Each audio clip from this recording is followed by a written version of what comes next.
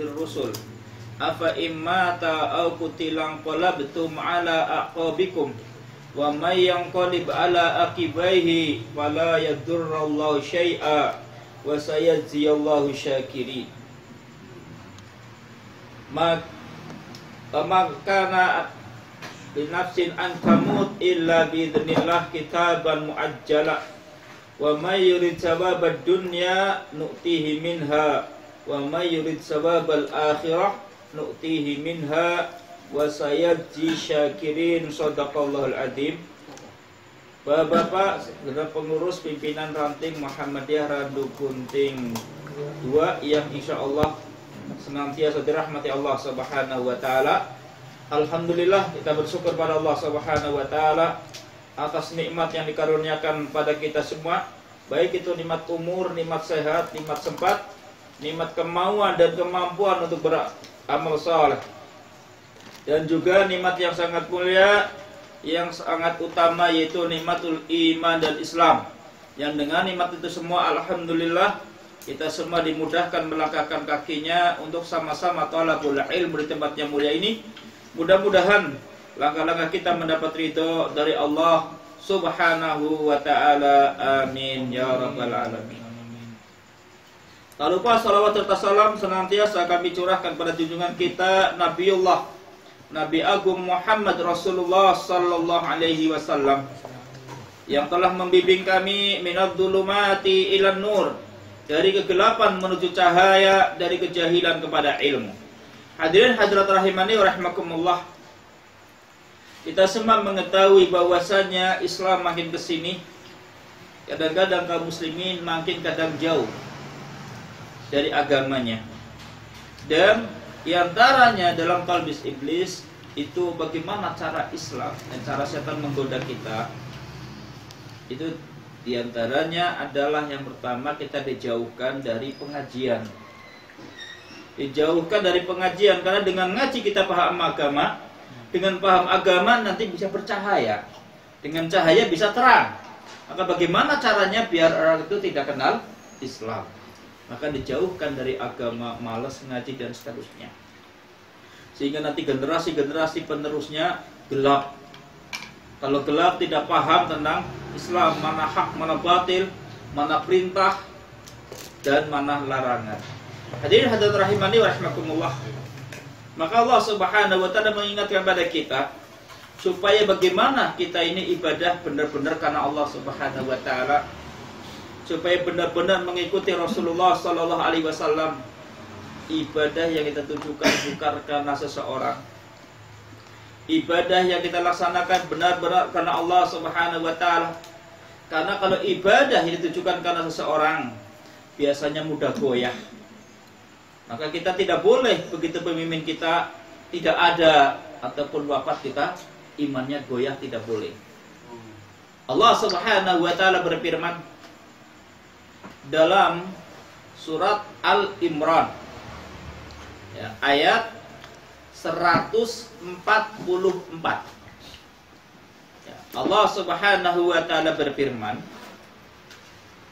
A'udzu billahi minasyaitonir rajim, ma kana Muhammadun illa rasul, atau wa ma kana Muhammadun illa rasul, wa ma Muhammadun illa rasul, qad khalat min qablihi rusul afa imata au qutilang qalabtum ala aqabikum wa ma yanqalib ala aqibaihi fala yadurrallahu syai'a wa sayajziyallahu syakirin. Yang artinya, dan tidaklah Muhammad itu kecuali hanya seorang rasul. Wa ma Muhammadun illa rasul. Dan tidaklah Muhammad itu kecuali hanya seorang rasul. Artinya apa? Nabiullah Muhammad sallallahu alaihi wasallam tidak beda dengan rasul-rasul yang lain.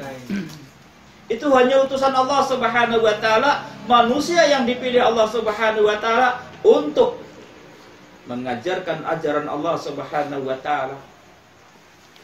Jadi bukan malaikat, bukan siapa, manusia seperti kita semua, tapi yang dipilih Allah Subhanahu wa taala untuk menyampaikan risalah Islam, mengajarkan Islam. Jadi kita setelah paham bahwa Nabi Muhammad itu adalah manusia yang dipilih Allah untuk menyampaikan Islam, mengajarkan ajaran Allah Subhanahu wa taala, dia hanya utusan. Karena utusan adalah tidak ada syarat harus umurnya panjang ataupun harus hidupnya kekal. Jadi manusia biasa. Oleh karenanya kita setelah paham itu, kita mentaati Rasulullah SAW itu karena Allah. Sehingga kita mengikuti Rasul karena Allah mencintai, karena Allah mentaati Rasul karena Allah Subhanahu wa taala. Sehingga ibadah yang kita laksanakan semata-mata karena Allah. Perjuangan kita jihad karena Allah, bukan karena Rasulnya. Ya, jadi pahami Pak. Jadi kita berjuangnya bukan karena Nabi, tapi karena Allah. Kenapa? Karena Rasulullah SAW membawa risalah Allah. Dan tidaklah Rasul itu kecuali wahyu dari Allah. In huwa illa wahyu yuha. Kecuali dia wahyu dari Allah. Jadi yang disampaikan wahyu dari Allah. Sehingga kita membela Nabi yang mulia sallallahu alaihi wasallam karena Allah. Coba kalau karena manusia. Karena Nabi misalkan kita membela agama ini benar-benar karena Rasulullah. Kalau Rasulullah wafat, lubar, selesai. Ya. Jadi karena Nabi Muhammad itu manusia biasa, sehingga kita mengikutinya hanya karena Allah Subhanahu wa taala, mentaati karena Allah. Sebagaimana tokoh-tokoh kita, seperti Kiai Haji Ahmad Dahlan, itu pun manusia. Kalau kita bermuhammadiyah ini menegakkan amar ma'ruf nahi mungkar karena Ahmad Dahlan. Ya, kalau Ahmad Dahlan sudah tidak ada, berarti ajaran selesai. Ya tidak. Karena kita berjuang mempertahankan ajaran yang dibawa oleh Ahmad Dahlan ini karena Allah, sehingga walaupun pendirinya yang membawakan pencetusnya tidak ada, tetap kita harus berjuang. Sebagaimana Rasul itu karena mengajarkan ini agama Allah, sehingga harus benar-benar berjuang karena Allah, bukan karena Rasul. Sehingga Allah Subhanahu wa taala tadi mengutus Rasul untuk diikuti, ditaati karena Allah. Ya. Kita mencintainya juga karena Allah. Sehingga karena dia manusia, tidak ada syarat harus hidupnya langgeng, hidupnya kekal. Karena itu manusia bakal wafat. Maka Allah Subhanahu wa taala mengingatkan pada kita, afa imata au qutilan qalabtum ala aqabikum. Apakah jika Rasul wafat atau dibunuh, kalian akan berbalik ke belakang? Artinya kalau kalian berjuangnya, berjihadnya, membela Rasul karena Rasul, bukan karena Allah. Apa jika Rasul sudah wafat? Kalian itu akan berbalik ke belakang. Atau dia manusia, ada yang membunuh, apakah kalian berbalik ke belakang? Artinya murtad lagi. Nah, ini jadi kalau kita berjuangnya karena seseorang meninggal, berarti sudah selesai. Maka kita berjuangnya harus karena Allah, mencari ridho Allah. Ada teman ataupun tidak, yang penting kita benar-benar ikhlas karena Allah. Semangat berjuangnya karena Allah. Kadang-kadang di lingkungan diuji Pak. Kalau kita karena manusia, begitu temannya banyak mungkin semangat. Tapi begitu temannya tidak ada, di lingkungan sendirian, dimusuhi, dicaci maki, lah cari apa? Nah ini, maka kita harus benar-benar karena Allah. Bagaimana tadi Allah menyebutkan, apa di Nabi Muhammad wafat atau dibunuh, kalian berbalik ke belakang? Andai kan kita berbalik ke belakang, wah Rasul sudah tidak ada nih, yang membawakan Islam sudah wafat, wah saya tinggalkan aja. Allah tidak rugi. Wa may yanqalib ala aqibai fala yadurrallahu syai'a. Barang siapa yang berpaling ke belakang, meninggalkan ajaran Rasul, meninggalkan ajaran Islam, murtad, maka sekali-kali dia tidak dapat memberikan mudarat sedikit pun kepada Allah Subhanahu wa taala. Jadi yang berpaling ke belakang, dia yang rugi. Bukan wah Allah ditinggalkan nih, berarti Allah kemuliaannya berkurang. Wala kabalane pengikutnya orang percaya. Tidak rugi, yang rugi kita. Karena Allah Subhanahu wa taala Maha mampu. bisa menegakkan agama ini.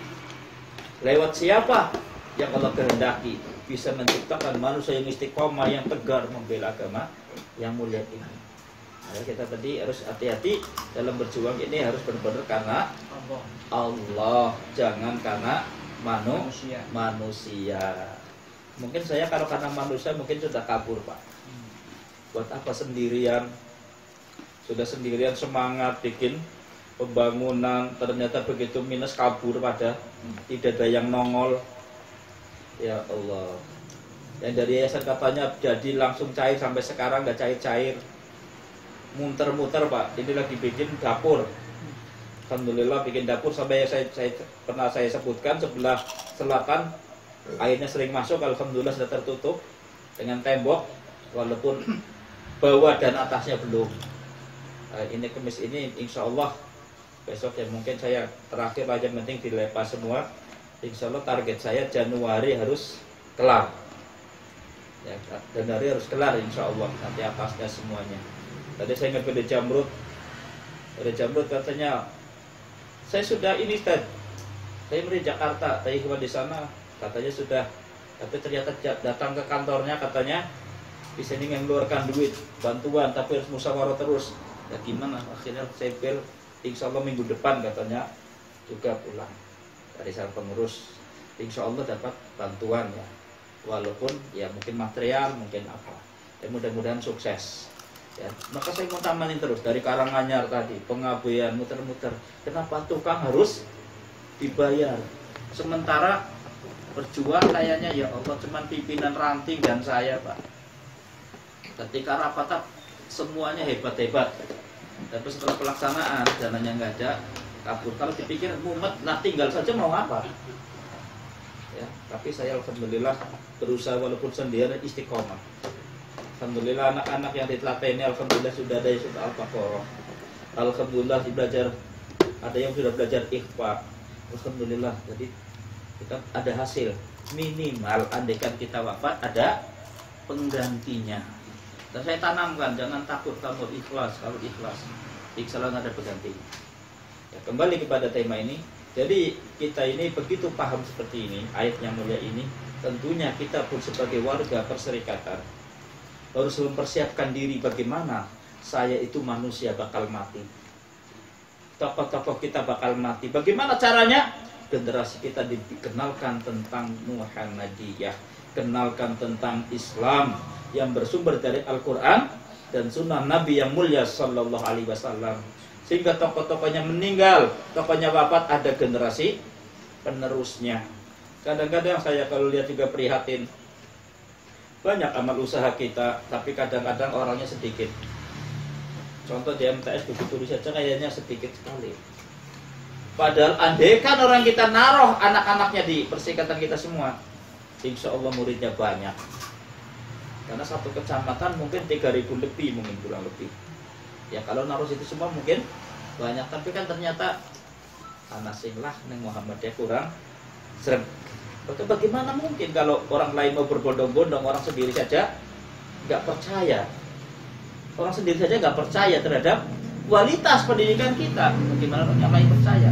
Harusnya bagaimana anak kita dikenalkan, dikasih pembimbingan di sana, sehingga akidahnya sama, pemahamannya sama, tidak berselisih.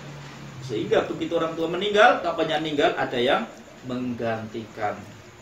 Maka ketika ayat yang mulia ini, ketika Aisyah radhiyallahu an itu menceritakan tentang wafatnya Rasulullah sallallahu alaihi wasallam, dia mengatakan Rasulullah telah wafat.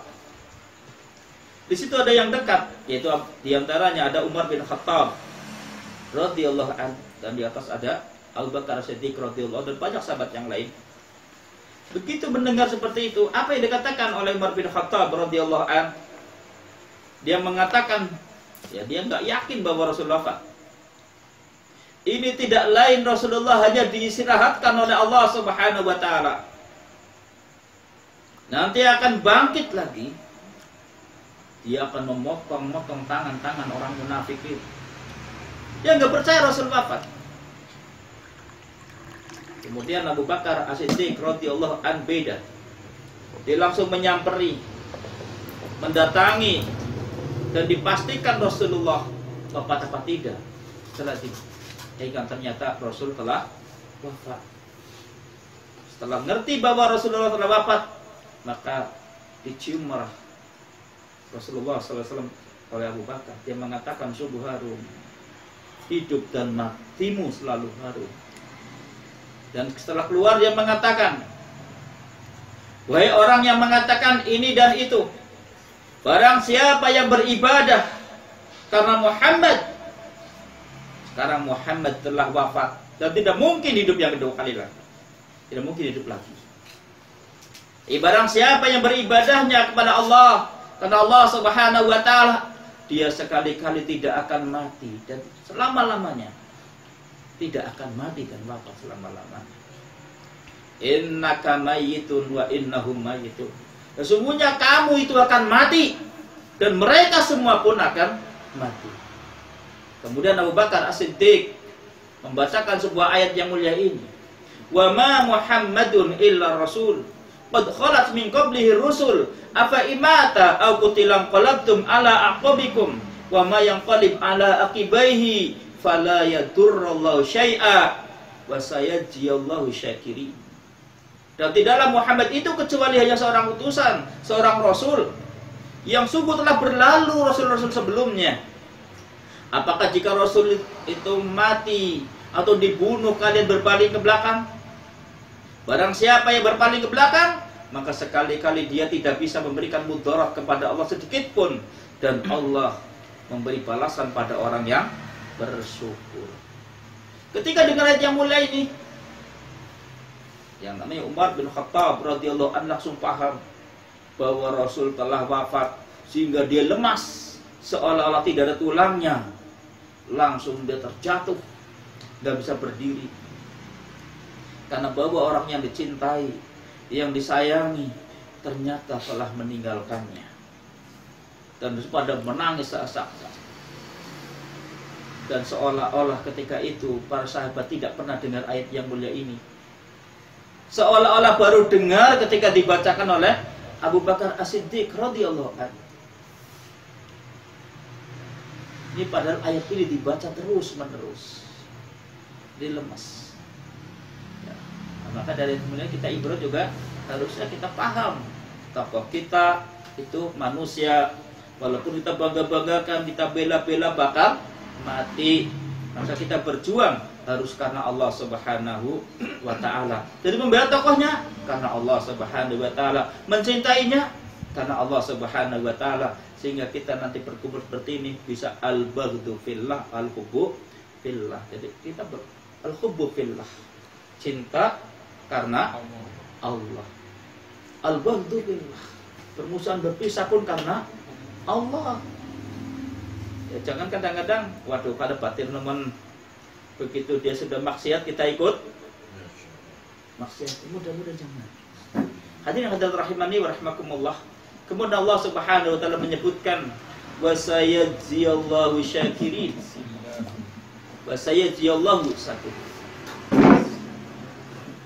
Dan Allah Subhanahu wa Ta'ala membalas orang-orang yang bersyukur. Jadi orang-orang yang bersyukur dibalas oleh Allah Subhanahu wa Ta'ala. Artinya apa? Allah tadi menghinakan orang-orang yang lari dari perjuangan, yang lari ketika Rasul mendengar wafat, dia meninggalkan ajarannya.